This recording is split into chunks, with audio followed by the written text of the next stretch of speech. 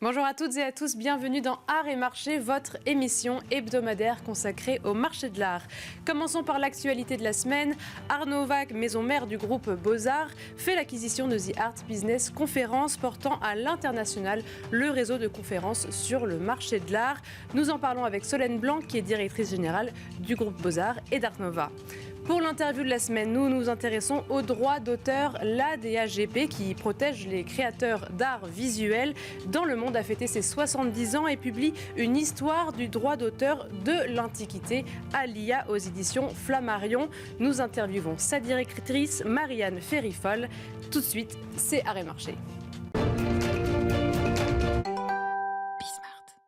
Bonjour Solène Blanc, vous êtes directrice générale du groupe Beaux-Arts et d'Art Nova. Merci d'être avec nous. Et donc vous avez annoncé l'acquisition de The Art Business Conference, le principal réseau international de conférences pour le marché de l'art. Est-ce que vous pouvez nous expliquer pourquoi avoir fait cette acquisition ? Bonjour Sybille. Oui, en effet, nous avons réalisé cette acquisition tout récemment. Déjà, The Art Business Conference, c'est un peu la référence au niveau international des conférences qui réunissent les acteurs du marché de l'art, donc active avec une conférence à Londres, à New York et également des événements satellites, notamment à TEFAF, Dubaï et autres. C'est pour nous une continuité puisqu'on avait lancé The Art Market Day à Paris dans cet même esprit de réunir les acteurs internationaux du marché de l'art. Et c'est aussi pour Art Nova n'est pas vraiment fort à l'international en renforçant cette logique de réseau. Et donc l'objectif, c'est de faire une sorte de grande plateforme où tous les acteurs du marché de l'art vont pouvoir communiquer, se rencontrer à travers des conférences.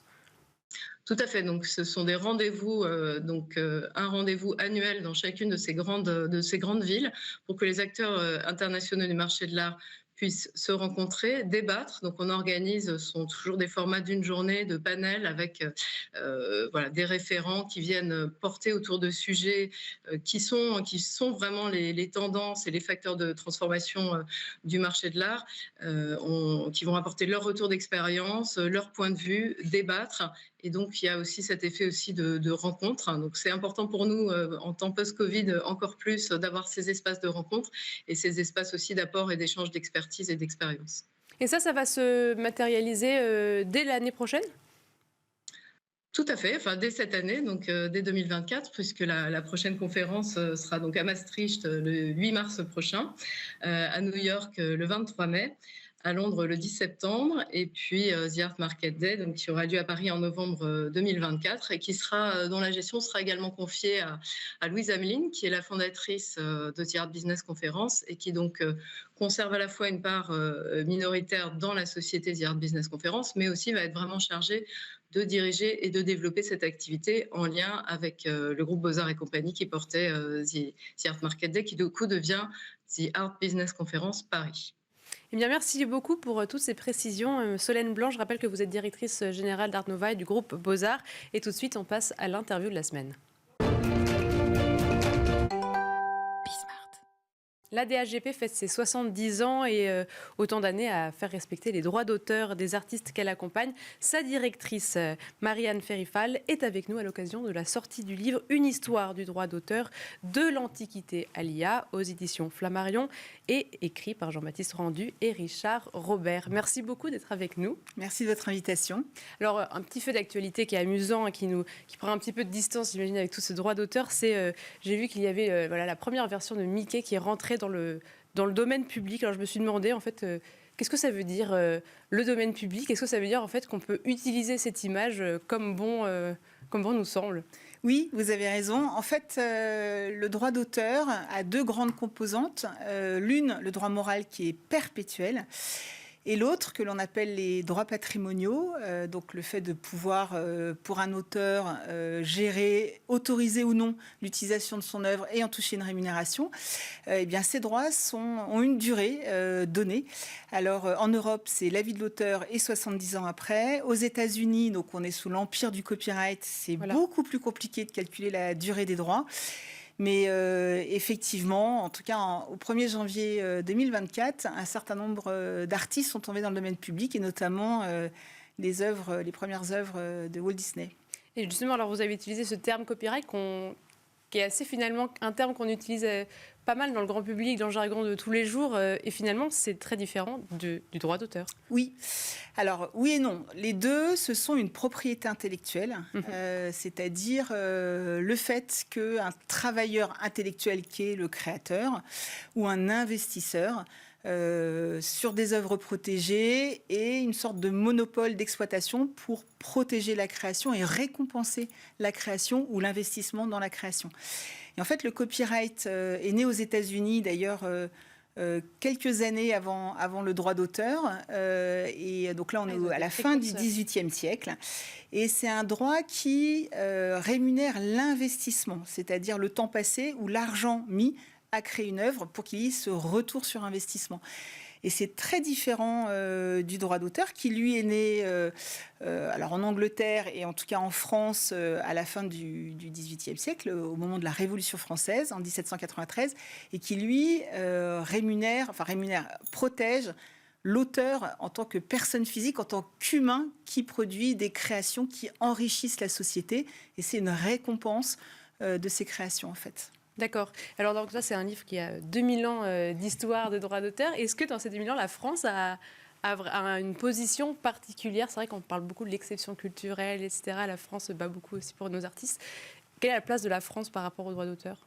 Alors, elle est très importante. Je ne voudrais pas être taxée de chauvine en disant que c'est peut-être l'une des plus importantes au monde en matière de droit d'auteur. Important, c'est-à-dire plus de protection? Oui, et puis un vrai rôle d'exemplarité. Moi, je le vois, je suis au niveau international rapporteur général de toutes les sociétés d'auteurs des arts graphiques et plastiques dans le monde, le CISGP, et après avoir été aussi présidente des sociétés européennes, je vois combien la voix de la France et l'action de la France dans la protection de la culture et dans la protection des artistes, qui peuvent être d'ailleurs deux choses très différentes, et notamment en droit d'auteur, est extrêmement attendue, regardée et suivie. Donc c'est extrêmement important parce que à la fois la culture française en tant que création artistique du moment a toujours été très vive et le rayonnement aussi international est très important. Et je crois que nos collègues internationaux prennent la mesure du fait que le rayonnement culturel d'un pays, ça passe surtout et avant tout par le soutien à la création et par la protection des artistes. Et alors, vous partez de l'Antiquité. À l'Antiquité, j'imagine qu'il n'y avait pas le terme droit d'auteur, mais est-ce qu'il y avait déjà du coup cette perception de la protection d'une œuvre d'art? Alors, non, parce que bien sûr, le droit d'auteur, c'est quelque chose qui, comme je vous le disais, est né, en tout cas oui, au siècle des Lumières, à un moment où la notion de l'individu au sein et sa place dans la société a été reconnue en tant que telle. Dans l'Antiquité, on était quand même sociétalement très loin de tout ça. Dans l'Antiquité, on admirait les œuvres. Et l'individu auteur qui était derrière ces œuvres importait peu. En revanche, on a tenu à partir de ce moment-là, parce que c'est de là dont nous viennent quand même des pièces artistiques inestimables, et puis parce qu'on a réussi, pour les lecteurs du livre, à retrouver les écrits d'un poète, Martial, un poète de la Rome antique, qui avait déjà qualifié de plagiaris quelqu'un qui lui avait qui s'était substitué à lui pour revendiquer la paternité d'un poème qui n'était pas du tout le sien, mais celui de Martial. Et en fait, le plagiaris, c'était le délit qui qualifiait celui qui volait des enfants ou des esclaves. Et donc, c'est intéressant cette analogie. Celui qui vole une œuvre est qualifié comme celui qui vole l'enfant. Et la chose qui était assez troublante, c'est qu'à l'occasion des 70 ans de la DSGP que vous évoquiez, on a tenu un grand colloque à la Bibliothèque nationale de France où sont intervenus moult artistes et personnalités du monde de l'art. Et l'un de ces artistes, un artiste sénégalais d'aujourd'hui, Soli Cissé, a, de façon tout à fait spontanée, exprimé que le droit d'auteur, en fait, c'était un lien juridique entre lui et ses œuvres lorsqu'elles circulaient à travers le monde et que, pour lui, ses œuvres étaient comme des enfants dont il avait besoin d'avoir des nouvelles. Et c'est troublant, cette communion, en tout cas, de ressenti entre un poète de l'Antiquité et un artiste plasticien du XXIe siècle. Et justement, pour rester dans le XXIe siècle, quels sont les enjeux d'aujourd'hui? J'imagine que la technologie, ce sont des questions qui sont fortes et que vous prenez à bras-le-corps à la DAGP. Quels sont les liens avec le droit d'auteur, du coup? Oh que oui. Alors, le lien entre technologie et droit d'auteur, bizarrement, est assez ambigu et pas toujours très serein. Ce que nous regrettons, parce que ça n'a pas lieu d'être, cette opposition. Comme je vous le disais, le droit d'auteur a 250 ans maintenant. Donc, depuis l'imprimerie et l'invention de la lithographie et des gravures, texte, images, musique ont vu arriver un certain nombre de nouvelles technologies, certaines qui ont même été très créatives, comme la photographie ou le cinéma, oui. La radio, la télévision, l'Internet. Et à chaque fois, le droit d'auteur s'est tout à fait adapté. Les artistes se sont emparés de ces outils ont permis de diffuser des œuvres. Et la création est plus vive que jamais et les œuvres circulent plus que jamais. Et là, on se retrouve en ce début du XXIe siècle, après quelque chose qui a déjà éprouvé la création, l'arrivée d'Internet et la circulation des œuvres. On a réussi à trouver des régulations qui permettent que les droits sur Internet, en tout cas dans la loi, doivent être respectés et que la plupart des opérateurs Internet les respectent concrètement, même s'il y a encore des négociations à mener. Là, l'un de nos enjeux majeurs, c'est l'avènement de l'intelligence artificielle. Donc on est sur un phénomène qui est très récent, puisqu'on va le dater d'il y a 2 ans, en tout cas pour le fait qu'il arrive dans le grand public.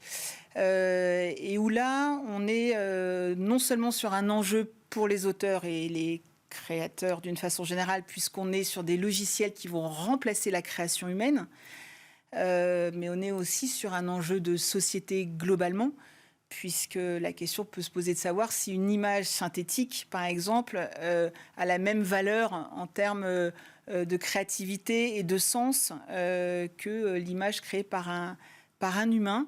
Et il y a énormément de problématiques qui sont liées par cet effet substitutif du travail des auteurs humains par des créations faites par des algorithmes. Donc ce sont des chantiers à mener, mais qui ne vous font pas peur, parce non. que vous avez déjà vécu... Enfin, le droit d'auteur a déjà vécu ça. Exactement. Merci beaucoup pour vos réponses, Marianne Ferifal. Vous êtes directrice de l'ADAGP. Et quant à nous, on se revoit la semaine prochaine pour un nouveau numéro d'Art et Marché.